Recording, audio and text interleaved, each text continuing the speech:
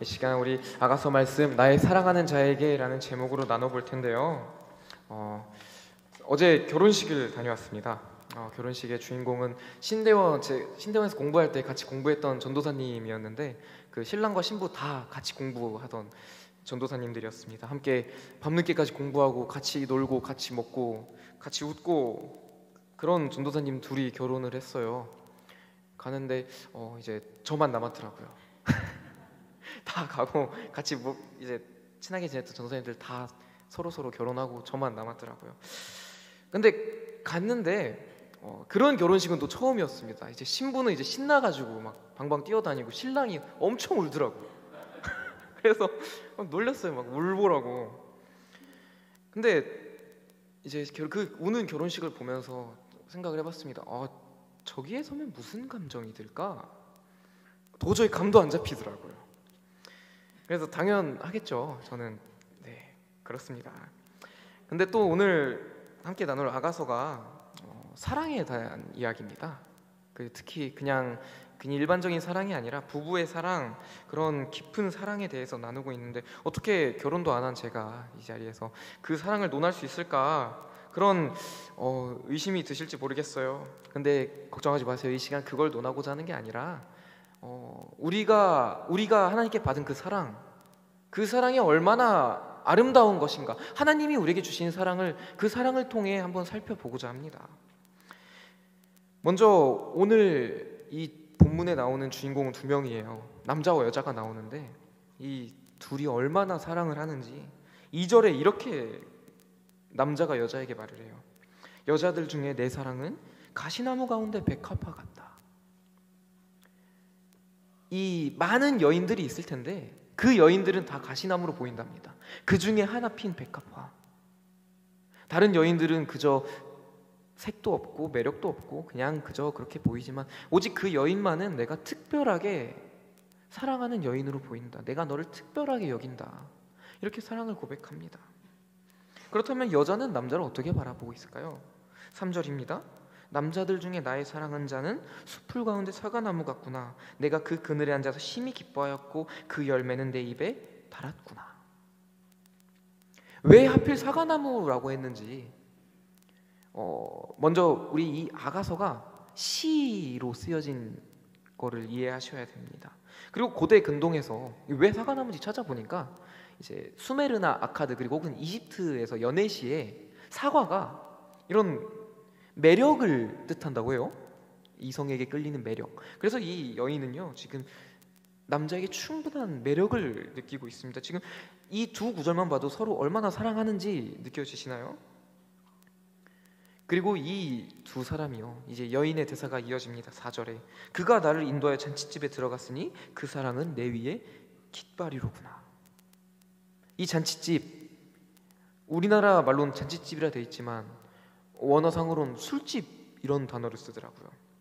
지금 둘은요 서로에게 취해 있습니다. 사랑에 취해서 지금 다른 게 보이지 않아요.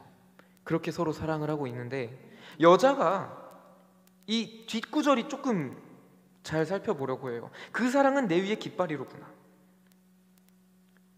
여기서 잠깐 멈춰서 우리가 이 말씀을 통해서 단순히 남녀의 사랑을 논하는 게 아니라 그 남녀의 사랑을 가지고 그 하나님의 원래 그 아름다운 하나님의 사랑이 무엇인지 우리 찾아가 보려고 하는데 이 깃발이 되었다. 종종 성경은요 이 이스라엘과 하나님을 남자와 여자로 묘사하곤 합니다. 호세아서에서는요 반역하고 패역한 이스라엘을 향한 그럼에도 불구하고 그들을 사랑하신 하나님의 사랑을 호세아를 통해서 보여주고 계시죠. 그리고 또 시편 89편에서 저자가 이렇게 말합니다. 내가 회초리로 그들의 죄를 다스리며 채찍으로 그들의 죄악을 벌하시리로다. 하나님께서 그들을 벌하신답니다. 하나님이 채찍을 들으시고 하나님이 회초리를 들어서 그 이스라엘을 벌하신다고 하십니다. 그런데 그 다음 구절입니다. 그러나 나의 헤세드, 나의 열심, 열정, 사랑, 임자는 그들에게서 거두지 않을 것이다. 나의 성실함은 패하지 않을 것이다. 하나님이 그들을 벌할지언정 하나님께서 여전히 남겨주시는 그 사랑은 영원할 것이다. 하나님께서 말씀하고 계십니다. 그래서 내 언약을 깨뜨리지 아니하고 내 입술에서 낸 것은 변하지 아니하리로다. 이게 하나님의 사랑이라면, 이것이 하나님이 그 백성들을 향한 마음이라면, 당연히 이스라엘 백성은 남자가 여자를 보듯이, 많은 가시나무 줄 가운데 백합화를 보듯이 많은 백성들이 모든 나라가 하나님께 속하였으나 이스라엘은 특별한 존재로 보일 것입니다. 하나님 백성은 그렇게 보일 것입니다. 그래서 이 사랑이 하나님의 영구한, 하나님이 절대 거두지 않은 이 사랑만큼은 남겨두겠다는 이 사랑이 이스라엘에게 얼마나 덮여 있는가. 아가서 2장 6절입니다. 그가 왼팔로 내 머리를 고이고 오른팔로 나를 안는구나. 왼팔로 내 머리를 고이고 오른팔로 나를 안는다. 이 자세가 상상이 되시겠죠? 완전히 덮었습니다. 이게 얼마나 덮었느냐면요, 이 여인이 이렇게 말합니다. 그 사랑은 내 위에 깃발이로구나. 이걸 영어로 보면 더 직관적입니다. 제가 영어는 잘 못하는데 한번 읽어보겠습니다. His banner over me is love. 번역하면 그 깃발이 나를 덮었는데 그냥 덮은 게 아니라 머리부터 발끝까지 다 덮었답니다. 그 덮은 게 is love, 사랑이라고 합니다. 하나님의 사랑이, 지금 이스라엘 향한 사랑이, 하나님의 백성을 향한 하나님의 사랑이 그냥 이만큼 그 정도가 아니라 모든 것을 덮고도 남을 만큼 사랑을 부어주셨다. 지금 하나님의 사랑이 이만큼 사랑하신다고, 우리를 이만큼 사랑하신다 합니다. 그래서 이 사랑에 취한 여인이요, 이곳에서 떠나기를 싫어요. 그러겠죠? 이 하나님의 사랑을 듬뿍듬뿍 받는 이 자리에서 계속 있고 싶어 합니다. 그 하나님이 덮어주신 그 사랑, 여기서 표현한 깃발, 이 깃발이 성경에서 딱 2번 사용되는데, 하나는 여기 아가서고 하나는 민수기에서 사용돼요. 그 민수기에 사용되는 구절들을 다 살펴보면요, 소속을 의미합니다. 너희는 여기 설 건데 이 깃발 밑에 서라. 너희는 여기 있거든, 여기 깃발 밑에 서라. 민수기에서는 계속 이것을 나타내요. 그래서 군대나 어디 큰 집단에서 사열을 하는 걸 보면요, 항상 깃발을 세워놓습니다. 그리고 그 깃발이 상징하는 바에 따라서 우리가 그 깃발 밑에 가서 서요. 군대에서도 행진을 할 때 항상 깃발이 먼저 나아갑니다. 전쟁을 할 때도요, 깃발이 나아가서 그곳에 우리의 깃발을 꽂으면 그 의미는 이젠 더 이상 이곳에서 영향력을 행사하는 것은 더 이상 저들이 아니라 우리가 이곳의 주인이다. 이 깃발에 있는 것들이 이곳을 지배한다. 그래서 이 깃발 아래에 있는 자들이라는 것은요, 그 깃발에 속하였고 그 깃발에 지배를 받는다라는 뜻입니다. 우리는 깃발이 하나님의 사랑이라면, 우리가 그 사랑 밑에 있다면 우리는 하나님께 속하였고 하나님의 지배를 받는 자다. 하나님의 백성이다. 하나님의 사랑이 넘치도록 부어지는 그 하나님의 백성이다. 하나님이 그런 우리를 바라보실 때 가시나무처럼 보지 않고 가시나무에 핀 백합화처럼 아름답고 특별한 존재로 여기신다. 이렇게 보신다는 겁니다. 그래서 출애굽기 17장에서 이스라엘이 아말렉과 싸울 때, 모세가 2팔을 들고 싸울 때, 그때 하나님이 이기셨다. 하나님이 우리 구원자가 되셨다. 여호와 니시, 하나님 우리 기이시다. 하나님 우리 깃발이시다. 이렇게 말하고 있습니다. 그래서 우리가 그 깃발 아래에 있으면 어떠한 효과가 있는가?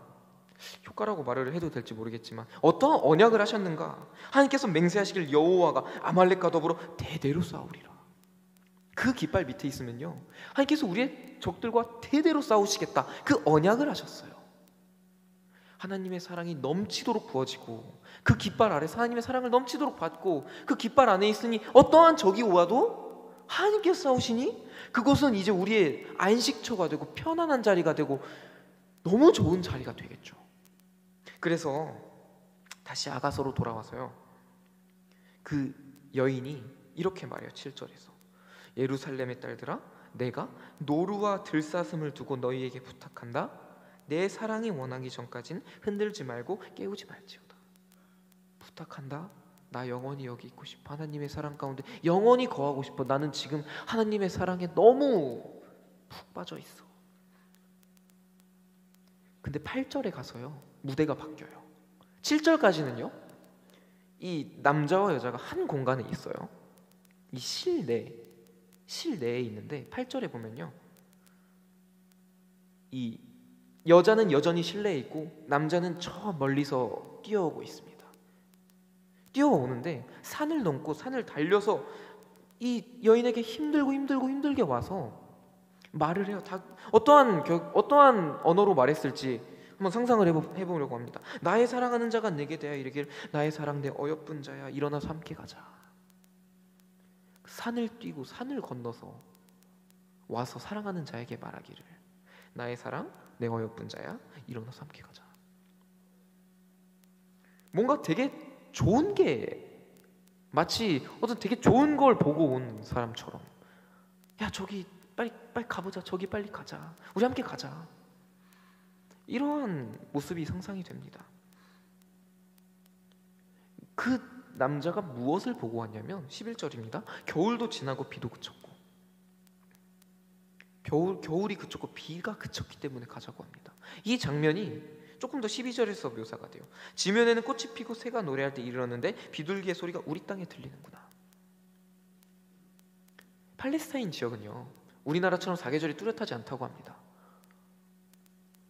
우리나라도 뭐 이제 봄과 가을이 짧아졌다고 하는데 그곳은 그냥 비가 많이 오는 겨울과 비가 안 오는 여름 그리고 그 사이에 잠깐의 환절기 이렇게 있다고 해요.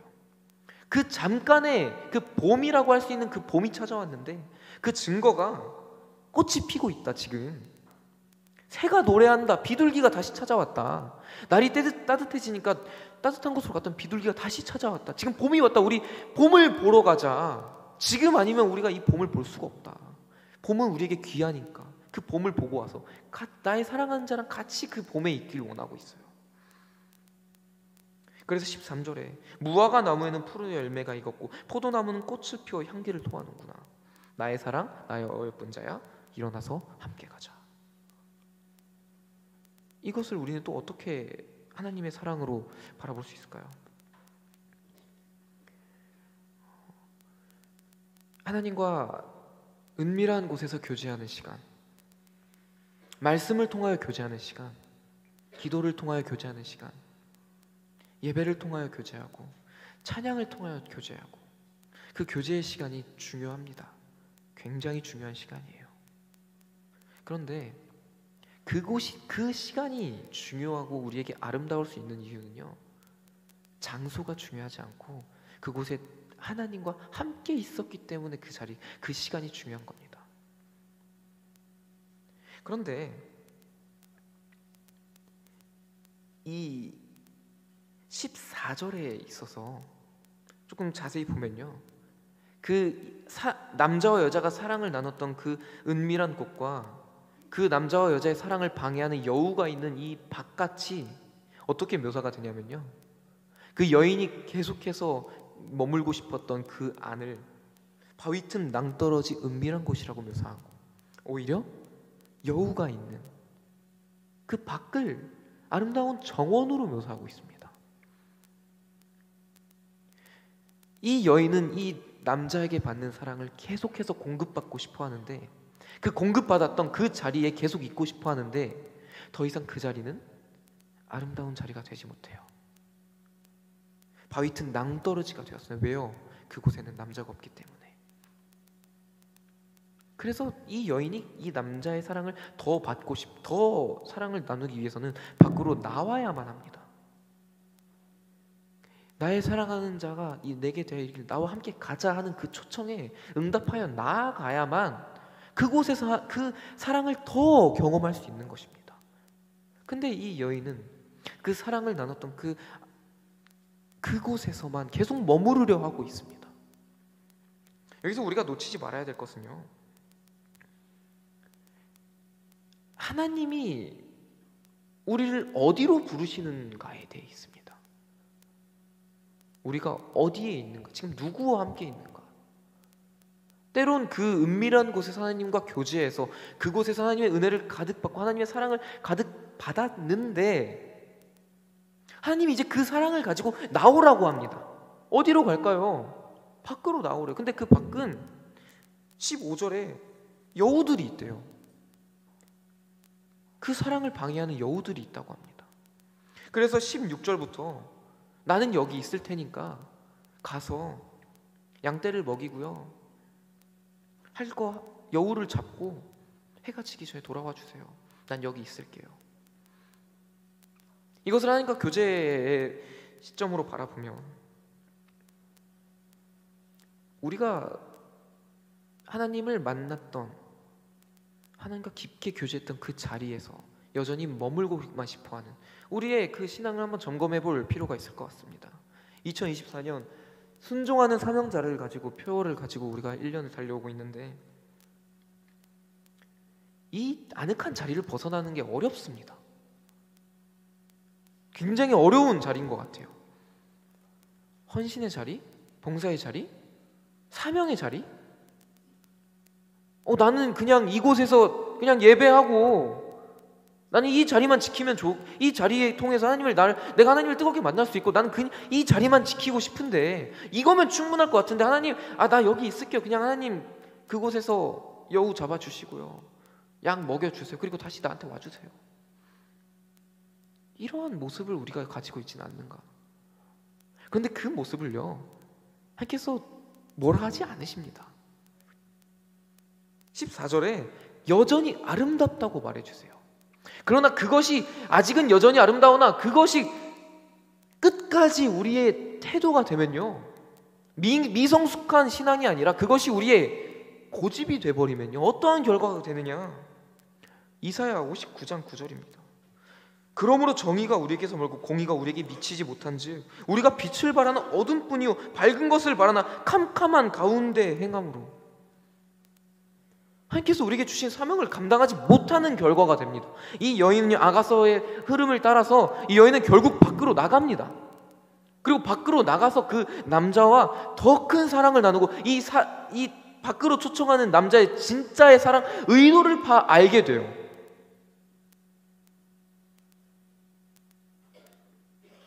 우리가 하나님께 부름받은 그 자리에 가서 무엇을 해야 되냐? 이사야 60장 1절, 일어나라 빛을 발하라. 이는 내 빛이 이르고 여호와의 영광이 내 위에 임하였음이로다. 가서 하나님께서 부르시는 자리에 가서 그곳에 가야만 우리가 그 역할을 할 수 있다는 겁니다. 하나님께서 우리에게 주신 그 사명을 감당할 수 있다는 것입니다. 가야지만. 내가 편한 자리, 내가 안주하는 그 자리가 아니라 힘들 것 같은 거 가서 내가 여우도 잡아야 되고 양도 먹여야 되고 뭔가 힘들어 보이는 그 자리로, 부르시는 자리로 나아가야만 된다는 것이에요. 지금 말씀을 너무 방대하게 펼쳐놓은 것 같은데 핵심은 그것입니다. 말씀의 제목처럼 나의 사랑하는 자에게, 나의 사랑하는 자, 하나님이 나의 사랑하는 자에게, 저와 여러분들, 나의 사랑하는 자에 이르기를 일어나 나와 함께 가자. 어디로요? 내가 사랑한, 나의 사랑하는 자에게, 하나님이 또 사랑하는 그 자에게 보내신 그 자리로 가라. 그곳에 가면 우리가 볼 땐 어려움이 있고 여우가 있을 것 같은데 아니요, 그곳에는 봄이 있다는 겁니다. 반드시 봄, 생명력이 넘치는 봄이 있다는 거예요. 그 봄을 우리와 함께 보고 싶어 하신다는 겁니다. 그 자리는요, 부르시는 그 자리는요, 이러한 사랑의 자리가 됩니다.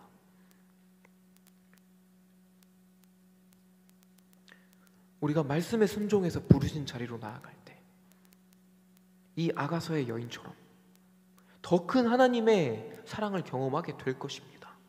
그리고 그곳에서 비록 고난이 있을지라도 진짜 하나님의 사랑을 경험하게 될 것입니다.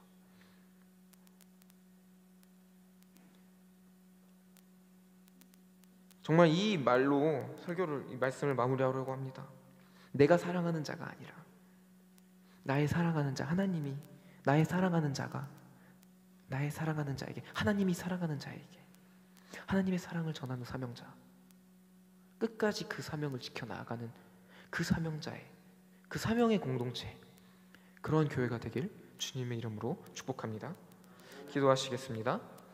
하나님 아버지 감사합니다.